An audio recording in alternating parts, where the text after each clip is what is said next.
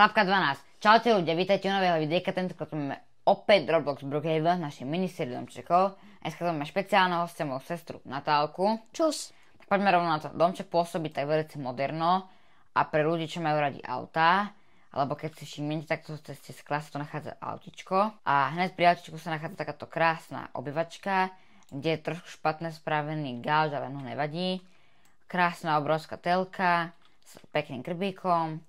Nachádza sa tu taktiež aj kuchynka s americkou chladničkou, ostročekom a jedálenským stolikom pre 4 osoby.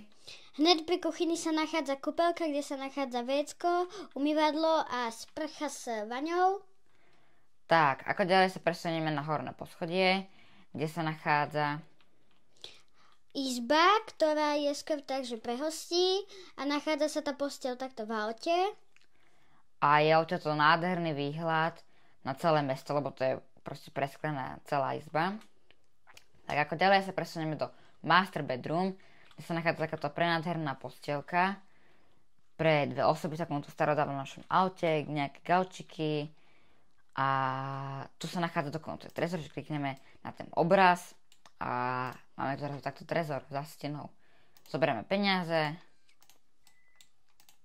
bum, zavrieme, klikneme na obraz a odchádzame. Ako ďalej sa tu nachádza veľká kúpeľka, kde je aj šatník. Nachádza sa tu taktiež umývadlo, záchod a sprcha. Tak, ako ďalej sa teraz presunieme na posledné poschodie, kde sa nachádza takýto perfektný otoč, kde sa točí autičko. Dole sa nachádzajú nejaké pneumatiky, proste nejaké servisné veci.